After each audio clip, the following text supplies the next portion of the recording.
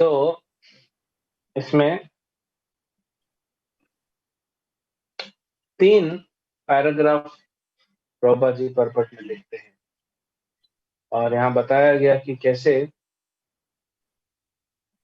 विराट रूप के अलग अलग अंग प्रकट होते हैं। क्यों प्रकट होते हैं? भगवान की इच्छा होती है, वैसे वैसे मैनिफेस्ट होता है, वैसे वैसे प्रकट होता है। अब हम देख रहे हैं पिछले कुछ 10-12 श्लोकों से कैसे भगवान को देखने की इच्छा हुई तो आंखें प्रकट हुई, है ना। भगवान को सूंघने की इच्छा हुई तो नाक प्रकट हुआ, भगवान को सुनने की इच्छा हुई तो कान प्रकट, और इसके साथ क्या क्या प्रकट हुए, इससे अटैच जो भी होता है। जैसे टांगे हैं, कार्य करना चाहते हैं भगवान, चलना चाहते हैं, तभी तो टांगे प्रकट हुई। और टांगों के अधिष्ठाता देवता कौन है? भगवान विष्णु स्वयं। वो अपने हाथ में रखे हैं, बाकी देवताओं में बांटे हैं, टांगों को अपने हाथ में। प्रभुपाद जी बहुत सुंदर तरीके से कैसे प्रभुपाद जी के पर्पट इतने आश्चर्यचकित कर देते हैं। अगर नहीं होते तो हमारा लेक्चर किसी और डायरेक्शन में चला जाए। तो प्रभुपाद ये चीज भी कह रहे हैं कि इवन तो हमारे पास टांगे हैं, हमारे अंदर कार्य करने की, धर्म करने की शक्ति है, यज्ञ करने की शक्ति है, लेकिन डायरेक्शन कहाँ से आता है? गुरु से। बोलते हैं ना यहाँ पे, भगवान विष्णु की प्रेम भक्ति में दक्ष अधिकारी विद्वानों द्वारा बताई गई विधि से भगवान की सेवा करनी चाहिए। वो कौन है दक्ष अधिकारी? श्रील प्रभुपाद। अगर प्रभुपाद ने अपने परपट नहीं दिए होते तो हमको कैसे पता पड़ता किस दिशा में जाना है? इसलिए प्रभुपाद जी के तात्पर्य इतने महत्वपूर्ण, ये संसार को दिशा दिखाने की। कौन ऐसा सोच सकता है, जैसा प्रभुपाद ने, आजकल बात होती है लॉजिकल प्रेजेंटेशन करना चाहिए, कॉर्पोरेट्स में जाइए, कॉलेजेस में जाइए, प्रेजेंटेशन में फ्लो होना चाहिए। आप देखिए भगवत गीता का, आप देखिए भागवतम का, हमारे हमारे आचार्यों का तात्पर्य देने का फ्लो। और यहाँ प्रभुपाद जी ने 3 पैराग्राफ बड़े सिस्टमैटिकली उन्होंने रखा। पहले हम बताते हैं कि लोग टांगों का प्रयोग क्या कर रहे हैं और क्यों कर रहे हैं। तो क्या कर रहे हैं प्रभुपाद ने साइड में रखा, क्यों कर रहे हैं उसको लेके दूसरा पैराग्राफ चालू किया कि क्यों करना चाहिए। क्यों कर रहे हैं वो तो मिला नहीं, तुक के लिए कर रहे हैं, और क्यों करना चाहिए उसको यज्ञ के लिए करना चाहिए। फिर प्रभुपाद जी जो फर्स्ट पैराग्राफ में बोले कि टांगों का प्रयोग, थर्ड पैराग्राफ में फिर से लेके आते हैं कि टांगे तो चाहिए, नहीं तो यज्ञ कैसे, इधर से उधर कैसे। तो क्या फ्लो है। तो आप देखेंगे भगवान और भगवान के भक्तों का जो फ्लो होता है, वो आजकल लोग सीख रहे हैं दुनिया में फ्लो करना। फ्लो में प्रेजेंटेशन होता नहीं, और हो भी गया तो क्या होगा, पूरा का पूरा प्रेजेंटेशन क्या है? डस्टबिन। तो डस्टबिन में डालना नहीं, वो अपने आप डस्टबिन है। क्यों? क्योंकि वो किसी के हित के लिए नहीं है। अगर मैं आपको एक फल देता हूँ, कौन सा फल अच्छा है? फल है तो पता ही नहीं फलों के नाम। तो मैं मान लीजिए आपको एक केला देता हूँ। अब विदुरानी ने तो भगवान को केले के छिलके दिए और केला फेंक दिया। अगर मैं आपको केला देता हूँ और बोलता हूँ केला है, आप खोल रहे हो, अंदर है ही नहीं, खाली हवा है, मतलब मैंने आपको सिर्फ छिलका दिया, तो आप क्या करोगे उसको? डस्टबिन में। तो सब्सटेंस ही नहीं है। आप तो गाय नहीं हो ना, छिलका खा जाएगा, आप नहीं खा सकते। तो यही भौतिक संसार में हम देखते हैं कि जो भी कार्य, जो भी बातें सुनने हेतु, समझने हेतु, या कुछ भी देखने हेतु, अगर वो भगवान से संबंधित नहीं है तो किसी काम का नहीं, किसी का हित नहीं कर सकता। तो यहाँ पहले प्रभुपाद समझा रहे हैं, प्रभुपाद ये बात काफी बार समझाते हैं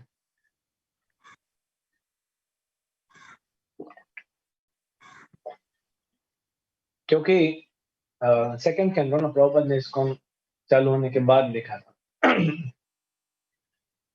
अमेरिका में लिखा, फर्स्ट कैंटो यहाँ से लिखा।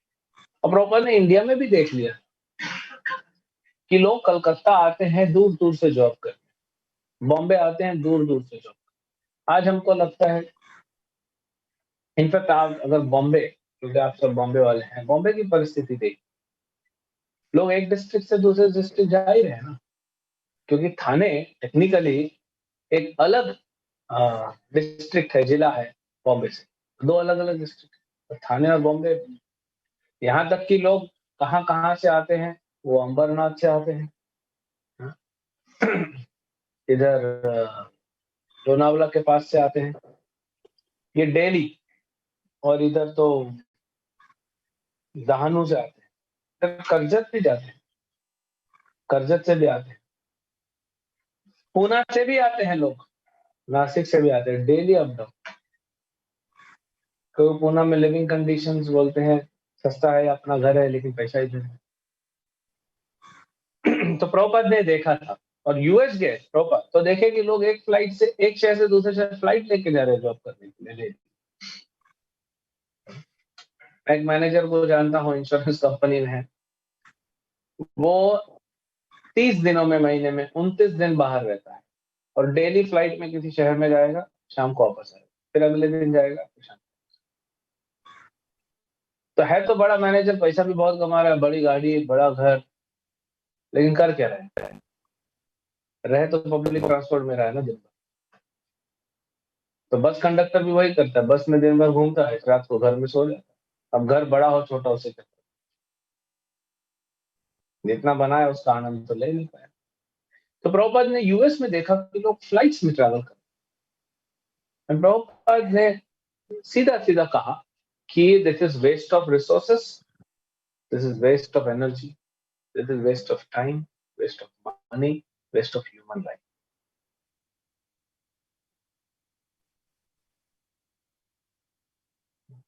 क्यों? इसमें बताते हैं कि ये सब मनुष्य इस सुखी जीवन के लिए, सारे वैज्ञानिक, कलाकार, इंजीनियर, टेक्नीशियन, मानव क्रियाशीलता की क्रियाशीलता की विभिन्न शाखाओं में लगे हैं। मनुष्य अलग अलग कार्य कर रहा है, अल्टीमेटली क्यों? पैसा प्राप्त, धन, धन अर्जित करना होता है।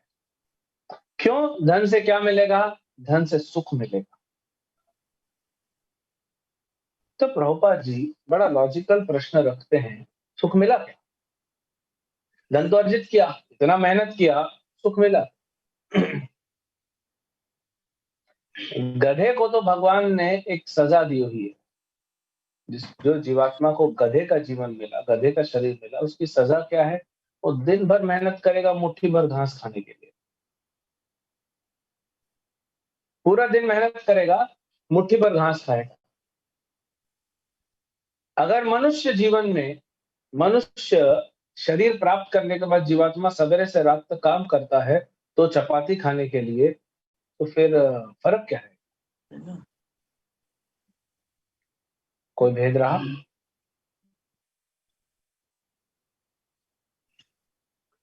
इस संसार में सुख प्राप्त करना हर कोई चाहता है, लेकिन सुख मिला, पूरी की पूरी एनर्जी हमारी वेस्ट हो रही, क्योंकि मनुष्य ये नहीं समझ रहा है कि ये जो रिसोर्सेस हैं प्रकृति के, हमारे लिए भगवान ने दी है, लेकिन जैसा यूजेस कर रहे हैं ऐसा नहीं। अगर कोई आपको फोन देता है, तो बहुत सारे यूज हो सकते हैं। उस दिन कुछ साल पहले की बात, एक भक्त ने बालूशाही बनाने का प्रयास किया, तो अभी पहली बार बनाया था, अच्छा सिंसियरिटी से बनाया, भगवान को भोग लगा, भक्तों को दिया, तो इतना था, कड़क हो गया, इतना हार्ड था। तो एक भक्त ने बोला, ये एक काम तो आएगा, किसी का सर फोड़ने के काम, मतलब कड़क हो गया था, उसको खा नहीं सकते, नहीं तो दांत निकल जाएगा। तो ऐसे ही फोन के बहुत सारे प्रयोग हो सकते हैं। आपको अगर आपके माता पिता ने फोन दिया, तो आप उससे कॉल कर सकते हो, या दिन भर उसमें एक तरफ बैटरी चार्ज करो, एक तरफ डेटा चार्ज करो और अपना ईयरफ़ोन डालो, वीडियो देखते रहो। वो भी एक प्रयोग है। एक प्रयोग है कि पेपर वेट के जैसा यूज़ कर लो उसको। एक प्रयोग है किसी को मारने के जैसा यूज़ कर लो। सर तो फूटेगा, नहीं तो मोबाइल तो फूटेगा। कुछ तो फूटना चाहिए ना। और बहुत सारे और प्रयोग आप सोच सकते हैं, लेकिन सबसे सही प्रयोग क्या है? वो कौन बताएगा? वो ये बताएँगे, भगवान विष्णु की प्रेम भक्ति में दक्ष अधिकारी विद्वानों द्वारा बताई। वो ये बताएँ। तो मनुष्य जीवन भगवान ने बनाया, सारे जीवन भगवान ने बनाया, स्पेशली मनुष्य जीवन बनाया, बुद्धि दी। अब कैसे कार्य करना है, वो हमको पता नहीं। अब सोचिए हमारी परिस्थिति से अनुसार क्यों प्रभुपद, क्यों प्रहलाद महाराज बोलते हैं, एवरीवन इज रास्कल एंड फूल। क्यों भगवान बोलते हैं मूढ़ा, विमूढ़ा?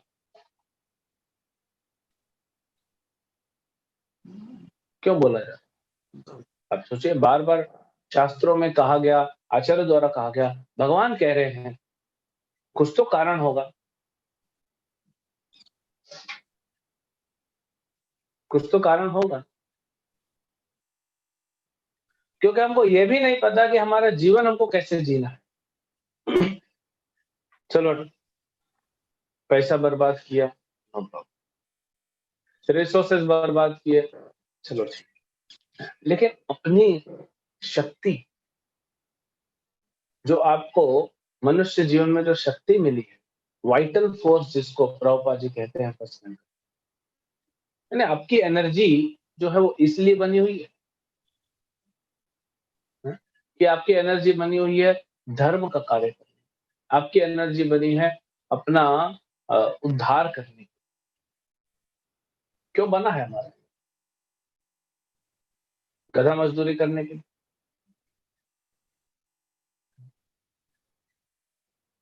तो और दूसरा, पूरा मनुष्य एनर्जी और पूरा मनुष्य जीवन जो समय है, लोग नहीं समझ रहे हैं कि एक बार ये मनुष्य जीवन जो दुर्लभ है, तो 84 लाख योनियों में, एटलीस्ट 80 लाख योनियों में गुजरने के बाद मिला है। अगर वो चला गया और आपने यूटिलाइज नहीं किया, तो फिर घुसेगा वो 84 लाख और फिर 80 लाख घूमता है। अब उसमें से कुछ होता है कोरोना वायरस जो कुछ घंटे में खत्म हो जाता होगा। कुछ होते हैं ऐसे छोटे-छोटे कीड़े सवेरे पैदा होते हैं, शाम को मर जाते हैं। कुछ होते हैं कुछ दिनों में, कुछ कुछ हफ्तों में खत्म होते हैं। कुछ जानवर होते हैं जो कुछ साल जीते हैं। कुत्ता है 12-15 साल जीता है, गाय है 15-20 साल जीती है। इसमें 80 लाख से मल्टीप्लाई एवरेज निकाल। कुछ वृक्ष होते हैं जो 7,000 साल जीते हैं। एक बार आप उस वृक्ष की योनि में घुस गया तो 7,000 साल आपका निकल।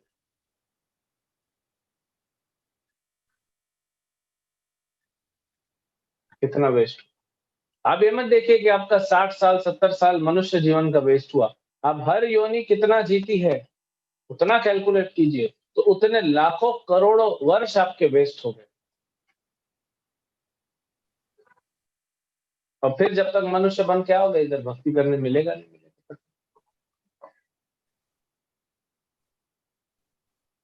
अब कोई बोलेगा मैं स्वर्गलोक चल रहा, स्वर्गलोक जाके क्या करोगे? स्वर्गलोक में जीवन बहुत बड़ा है, आप इंद्र तो नहीं बनोगे। उसके लिए 100 यज्ञ करने पड़ेंगे अश्वमेध। इंद्र बन के क्या होगा? इंद्र का आयु कितना? 36,000 साल। देवताओं का इतना रहता,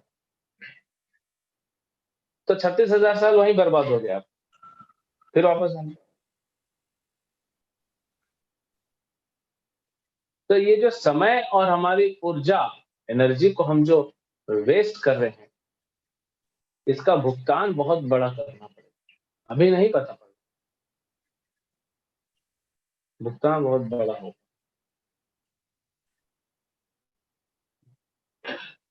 संसार में भी देखते हैं हम कि कई बार छोटा कार्य होता है लेकिन उसका इम्पैक्ट बहुत बड़ा होता है।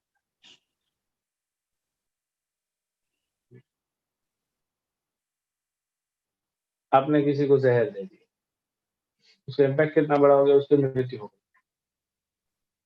किसी व्यक्ति को किसी चीज़ से एलर्जी, आप उसको दे दीजिए, उससे भी मृत्यु हो सकती है। तो ये मनुष्य को समझना चाहिए। इसलिए प्रभुपाद कहते हैं, तो क्यों हुआ यहाँ पे लिखते हैं, भगवान की बहिरंगा शक्ति द्वारा मोहित होने से वे परम भगवान विष्णु को पूरी तरह भूल चुके हैं। तो क्या करना चाहिए? हुँ? अतः प्रकृति के समस्त साधनों का उपयोग करते हुए, मना नहीं कर रहे हैं भगवान, ये साधन हमारे लिए बनाए गए हैं। ये साधन हमारे लिए, भगवान अपने लिए नहीं बनाया साधन, क्या करेंगे भगवान? कई बार देखा जाता है, जो बड़े लोग होते हैं, आजकल जो बड़े लोग हैं, बड़े नहीं हैं। आजकल के बड़े लोग का हृदय बड़ा नहीं है। पहले जो बड़े होते थे, जो ज़मींदार होते थे, जो राजा होते थे, उनके पास धन भी होता था, हृदय भी बड़ा होता था। आज लोगों के पास धन है, लेकिन हृदय नहीं। अपने अपने एम्प्लॉयी से, अपने स्टाफ से प्रेम नहीं है। पहले के लोग करते थे क्या? इसलिए तो पुश्तैनी सेवक होते थे। तो बड़ा ज़मींदार है, उसने क्या किया, अपने घर के बाहर एक आउट हाउस बना दिया, एक सर्वेंट क्वार्टर बना दिया और अपने सर्वेंट को वहाँ रखा। और वहाँ रूम बना देता है, थोड़ा फर्नीचर बना देता है, कुछ सामग्री रखवा देता है, किचन बना देता है, उसकी फैमिली रहे, सब कुछ फैसिलिटी देता है। पहले ये भाव था, अब नहीं, अब पैसा दे दे, जाओ तुमको जो करना। तो वो जो साधन वहाँ पे बनाया गया, वो सर्वेंट क्वार्टर में, वो किसके लिए है? जो अंदर फर्नीचर है, वो मालिक तो आके यूज़ नहीं करेगा, वो मालिक के लिए नहीं बना, वो तो उसी सेवक के लिए बना। तो भगवान ने भौतिक संसार उसी सेवक के, हम लोगों के लिए बना।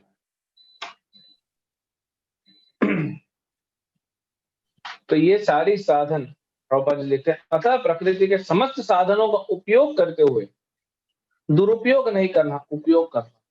अगर आपने अपने सेवक को एक सर्वेंट क्वार्टर दिया, उसकी फैमिली को रखा, और उसका लड़का है, पूरा फर्नीचर तोड़ दिया, अपने टीवी लगा के दिया, बढ़िया एलईडी, बड़ा टीवी लगा के उसका लड़के ने फोड़ दिया, गलत हो।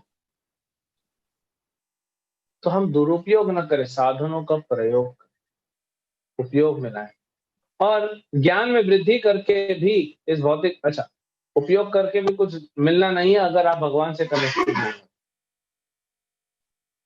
तो इसलिए भगवान कहते हैं यहाँ पे कि इस तत्व को मुझसे सुनो, कैसे तुम अपने कर्म करके, अपने स्वाभाविक कर्म में, अपने स्वाभाविक कर्म में लगा हुआ मनुष्य किस प्रकार समसिद्धि को प्राप्त करता है,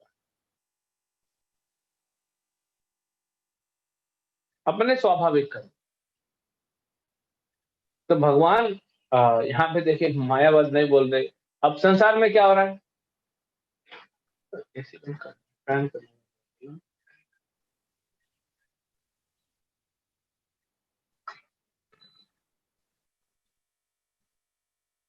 तो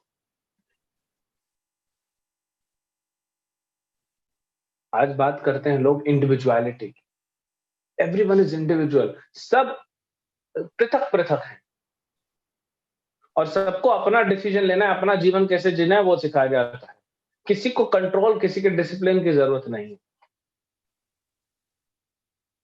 डिसिप्लिन और बिना कंट्रोल के जो मनुष्य है वो सिर्फ बिगड़ता है, सुधरता नहीं, उभरता नहीं है, निखरता नहीं है, वो सिर्फ अधोगति को चाहता है, बिना डिसिप्लिन और बिना।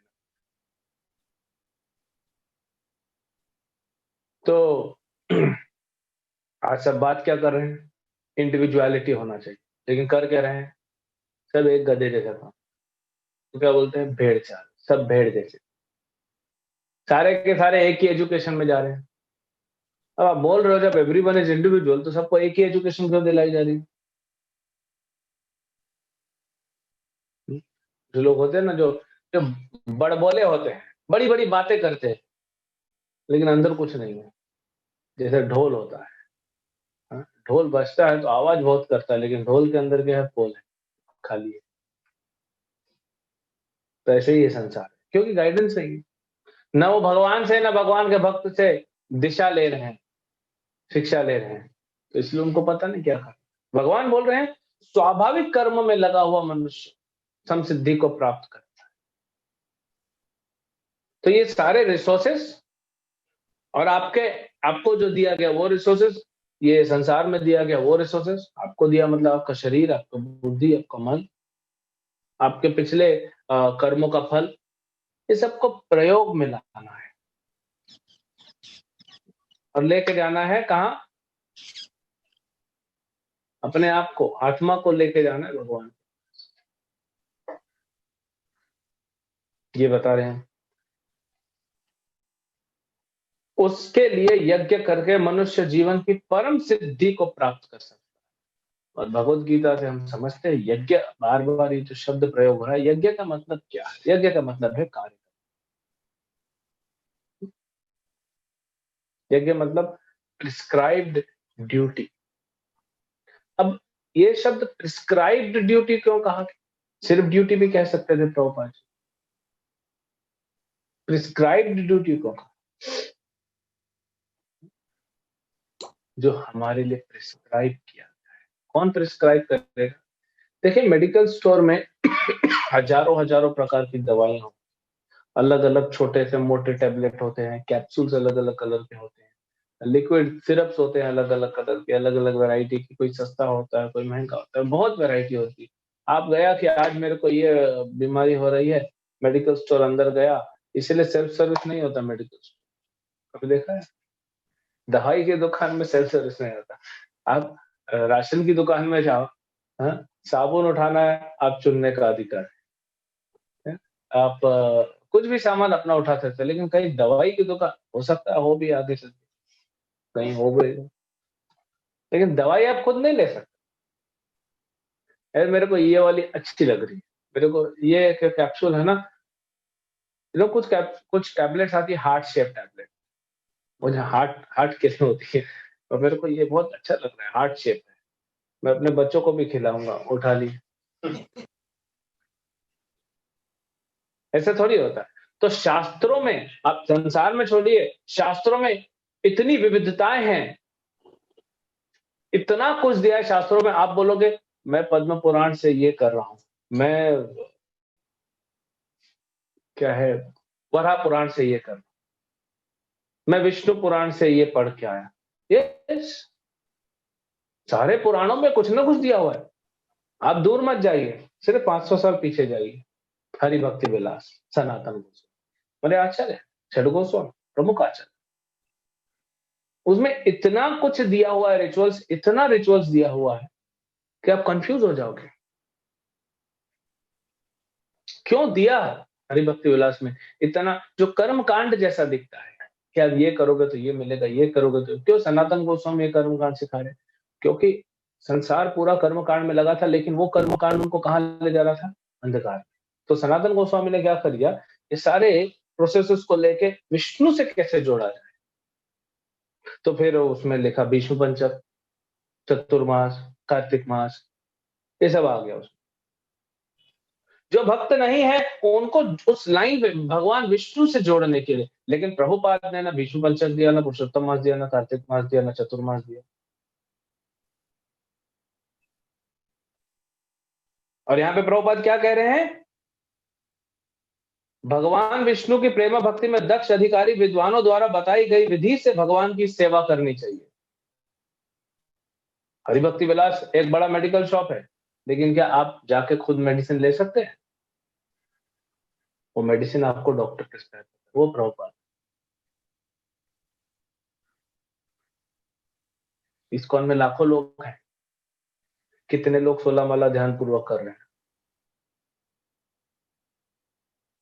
हजारों लोग प्रयास कर रहे हैं, और सर का प्रयास भी नहीं कर रहा, हजारों लोग प्रयास कर रहे हैं, लेकिन उसमें से कितने लोग कर पा रहे हैं? 10% नाम जब ध्यान पूर्वक, 20%, 50%, 100% करना, फिर आप जीवन मुक्त हुए उसी समय, 100% से पहले ही जीवन मुक्त हो जाओ।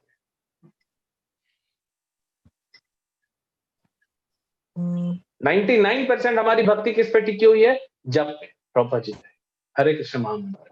लेकिन उस पे कितना फोकस है और बाकी चीजों पे कितना फोकस है?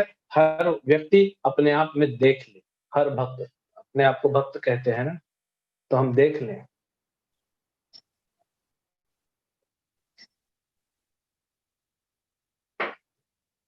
आप बोलोगे सनातन गोस्वामी ने तो लिखा है, ये सनातन गोस्वामी ने लिखा, लेकिन रूप गोस्वामी ने नहीं लिखा। रूप गोस्वामी ने 64 प्रिंसिपल दिए और हम तो रूपानुगा है, और सनातन गोस्वामी क्यों लिखे होंगे समझ। किसी भक्त ने कहा प्रभु जी, लेकिन भक्ति सिद्धांत सरस्वती ठाकुर ने भी तो चतुर्मास किया था।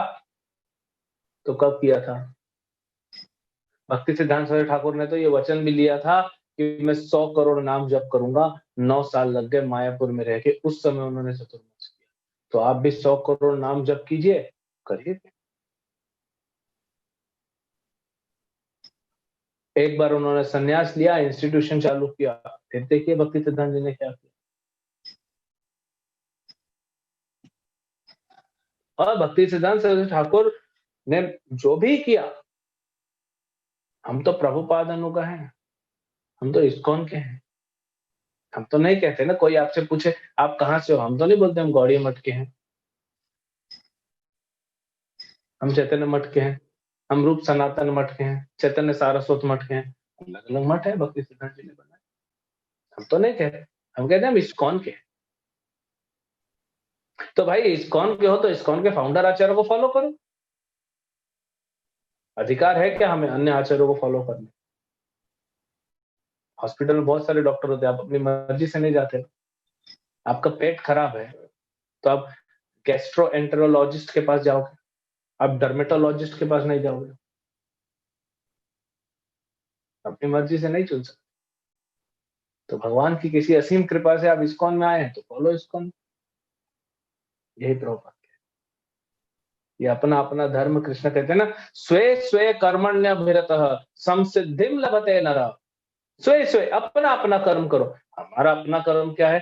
जो प्रभुपाद ने, अब प्रभुपाद ने इतना वाइड बनाया इस्कॉन को कि उसमें हर प्रकार के लोग अपनी वो अपने वर्ण आश्रम, अपनी चेतना के अनुसार सेवा करके समसिद्धि को प्राप्त कर सकते हैं। इसीलिए कहा जाता है Prabhupada has made a house, he has built a house in which everyone can stay. क्या है इसका मतलब? क्या सब लोग आके रहेंगे? नहीं, सब लोग अपने अपने नेचर के हिसाब से सेवा करके भगवत प्राप्ति कर सकते हैं। ये, लेकिन सेवा करना है, सोना नहीं है। सोने वाले को कुछ नहीं मिलता है,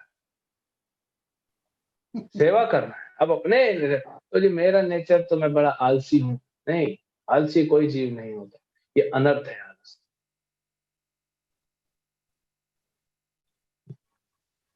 खाते समय क्यों नहीं आलसी होते हो?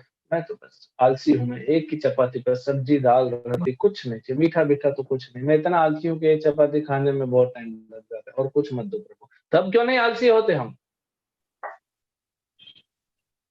कभी ये क्यों नहीं बोलते मैं बहुत आलसी हूँ और मैं 6 घंटा सो नहीं पा रहा हूँ, मैं 4 घंटा सोता हूँ उसी में 8 घंटे लग जाते हैं, तो मैं 4 घंटे से ज्यादा सोऊंगा नहीं, मैं बहुत आलसी हूँ। तब क्यों नहीं आलसी बनते हो? हाँ? सिर्फ आलसी बनते हैं सेवा में, सिर्फ आलसी बनते हैं जप करने में। और जो गोपाल कृष्ण महाराज हमेशा बोलते हैं कि कभी आप देखोगे ऐसा, कभी आपने देखा ऐसा कोई भक्त जो प्रसाद की प्लेट के सामने सो रहा हो? बाकी सब जगह सो जाए, गुरु पूजा में खड़े खड़े सो जाएगा, मंगल आरती में खड़े खड़े नाचते नाचते सो जाएगा, जप और भागवतम तो छोड़ ही दो, लेकिन कोई प्रसाद के सामने सोते थे। फिर कैसे आलसी हो गए हम? सेवा करना है, भगवान कहीं नहीं, यज्ञ। और कैसे करना है? प्रभुपाद के निर्देश में रहे।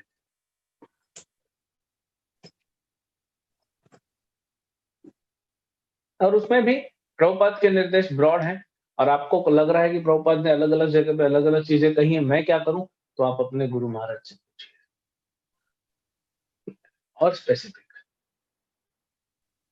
प्रभुपाद ने एक ब्रॉड विजन दिया, लेकिन आपके लिए क्या करना है वो अपने गुरु महाराज। कई बार क्या होता है कि गुरु जी बोल देते हैं शिष्य को, गुरु ने कहा शिष्य को तुम ये करो, दूसरे शिष्य ने सुन लिया, वो भी वही करता, फिर मायावाद हो गया। जैसे उदाहरण कि एक लड़का है कॉलेज में, दो लड़के हैं, एक लड़का सिगरेट पीता, एक लड़का नहीं पीता। जो लड़का सिगरेट पीता वो 20 सिगरेट पीता रोज। तो मैंने उसको बुलाया, इधर आओ, कल से 10 सिगरेट पीना। दूसरा लड़का सुना, प्रभु जी ने कहा कल से 10 सिगरेट पीना, वो भी चालू कर दिया 10 सिगरेट। बोला तो बुद्धि लगाओ भाई, इसको 20 से 10 पे ला रहे हैं, तुम 0 से 10 पे क्यों जा रहे हो?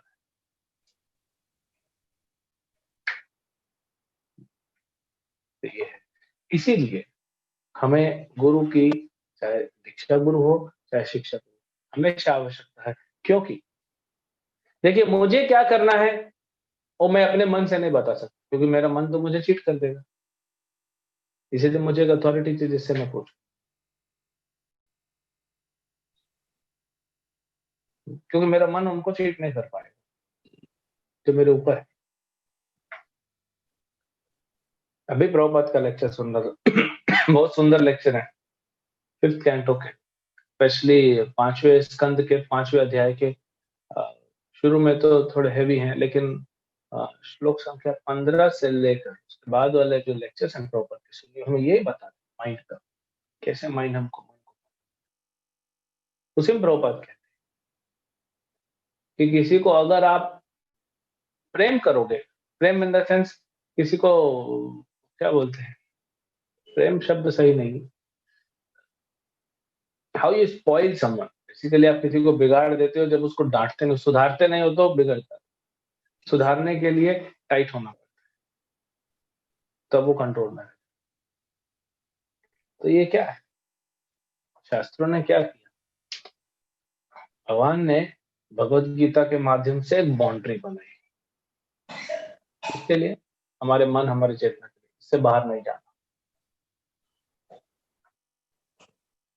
लेकिन उसमें भी हम कंफ्यूज हो गए, तो प्रभुपाद ने क्लियर किया इसका मतलब क्या है, इसका मतलब क्या है, इसका मतलब क्या है, इसका जैसे डॉक्टर आपको दवाई लिख के दे देता है, लेकिन जब वो दवाई कंपाउंडर देता है, आजकल तो मेडिकल से खरीदते, पहले तो कंपाउंडर होते थे, अब पता नहीं क्या कॉन्सेप्ट है, वो कंपाउंडर ही दवाई देता है। और फिर कंपाउंडर बताता है डॉक्टर की चिट्ठी पढ़ के, इंडिपेंडेंटली नहीं, डॉक्टर की चिट्ठी पढ़ता है, कंपाउंडर बताता है देखो ये दवाई, क्योंकि आपको तो सब कैप्सूल सब गोली दे एक जैसा दिखेगी, आप तो पढ़ भी नहीं पाओगे। एक भक्त ने व्हाट्सएप भेजा, उसमें लिखा था, क्या लिखा था कैसे बताऊं, 4444। दूसरा भक्त पूछता है ये क्या है प्रभु, इसमें लिखा है चैंट हरे कृष्णा, 4 बार सवेरे, 4 बार दोपहर में, 4 बार शाम को, 4 बार रात को, 16 माला कंप्लीट।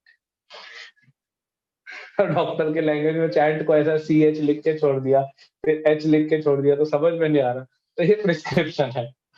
तो हम तो प्रिस्क्रिप्शन नहीं समझ सकते, इसलिए कहा जाता है जिसकी राइटिंग बहुत अच्छी है वो डॉक्टर नहीं बन सकता।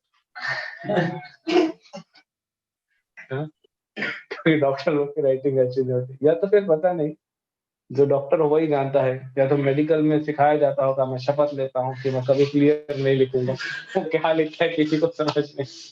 बहुत रेयर मैंने डॉक्टर देखे कि उनकी राइटिंग समझ सकते हो, इसलिए उनकी स्पीड स्लो हो जाती है अच्छी राइटिंग। एनीवेज, तो कंपाउंडर जो होता है, डॉक्टर ने आपको लिख दिया ये दवाई 3 बार, ये दवाई 2 बार, ये दवाई दिन में 3 बार, ये 3 दिन के लिए, 4 दिन के लिए, 5 दिन, लेकिन आपको समझ में है सब एक गोली। आजकल तो मेडिकल में वो स्ट्रिप्स मिलती है तो आप नाम पढ़ सकते। पहले तो जो डॉक्टर के पास हम लोग गए, डॉक्टरों के पास, उनके यहाँ तो डब्बी रहती थी बड़ी, 100 गोली भरी हुई, उसमें से निकाल के देगा। अब आप, अब कंपाउंडर बताएगा, हम्म, क्योंकि ये दवाइयां बड़ी कंपाउंडेड हो गई, कंफ्यूजिंग हो गई, तो वो आपको बताएगा कि ये कब लेना है, ये कब लेना है, ये कब लेना है, ये आपको पूछेगा, फिर आए समझ में, याद रहेगा, फिर आप बोलोगे नहीं नहीं फिर से बताओ, फिर से बताएगा। तो भगवान वो डॉक्टर हैं जिसने गीता को एक प्रिस्क्रिप्शन के रूप में दे दिया। प्रभुपाद जी वो भगवान के असिस्टेंट, वो कंपाउंडर है जिन्होंने वो क्लियर किया कि भाई ये दवाई क्या है, ये दवाई क्या है। दवाइयां तो वहां बहुत सारी पड़ी हैं। अब दूसरे की चिट्ठी आप ले लोगे तो गड़बड़ हो जाएगा। चिट्ठी समझते हैं, डॉक्टर पर्ची लिख के देता है, किसी और की पर्ची आप ले लोगे तो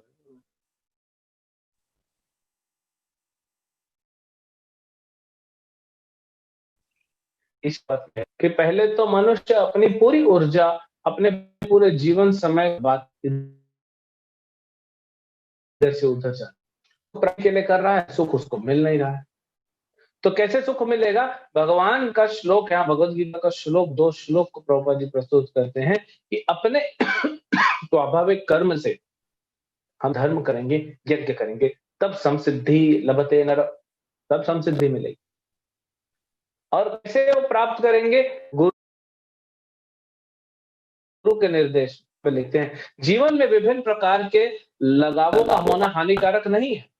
आपका कुछ अटैचमेंट है, नो प्रॉब्लम, क्योंकि विभिन्न कार्यों द्वारा अपने जीवन की योजना बनाने के लिए मनुष्य कुछ अनुपात में स्वतंत्र है, पूर्ण स्वतंत्र है। तो अगर आपका साइकोफिजिकल नेचर कहता है कि मैं पेंट कर सकता हूं, तो प्रभुपाद बोलते ठीक है, भगवान कृष्ण की पेंटिंग करें।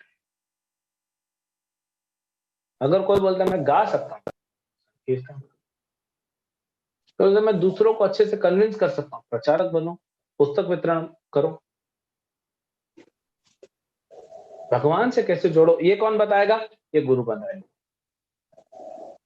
और गुरु जो बताएंगे उस कार्य को करने के लिए आपको क्या चाहिए? टांगों की आवश्यकता है।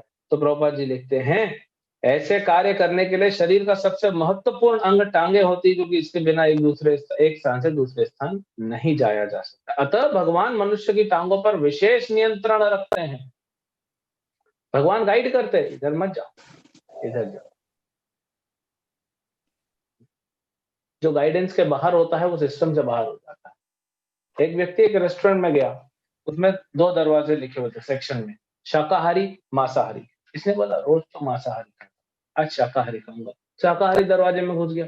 फिर अंदर 2 दरवाजे थे, नगद पैसे दे के खाओगे या उधारी में खाओगे? तो इसने बोला मैं तो नगद दे के खाता हूँ, उधारी में खा के देखता हूँ। जैसे ही उधारी वाले दरवाजे से घुसा, उसने देखा कि वो रेस्टोरेंट से बाहर हो गया, रोड पे आ गया। तो टांगे कंट्रोल में नहीं रही उसकी। तो हम सिस्टम से बाहर नहीं होना चाहिए। अब फिर हमारी बुआ बैठी है बाहर, हाँ, माया देवी बैठी है, सिस्टम के अंदर रहो, किसी भी दरवाजे में घुस मत जाओ। उसके लिए भगवान क्या करते हैं? अब हमारी टांगों को नियंत्रण में रखते हैं। और जब नियंत्रण खो जाएगा तो भगवान टांगों को छोड़ के किसको देंगे पता है? कौन टांग से खींच के लेके जाता है? यमदूत। इसीलिए किसी को टांग से नहीं खींचना चाहिए, यमदूत लेके जाता है, टांग से खींच के घसीट के ले जाएगा। आपको ऐसा नहीं चाहिए, तो टांगों को नियंत्रण में रखिए। इसका मतलब है कि गुरु के निर्देश में सेवा कीजिए, यज्ञ कीजिए, धर्म का कार्य कीजिए और फिर समसिद्धि को प्राप्त कीजिए। हरे कृष्ण।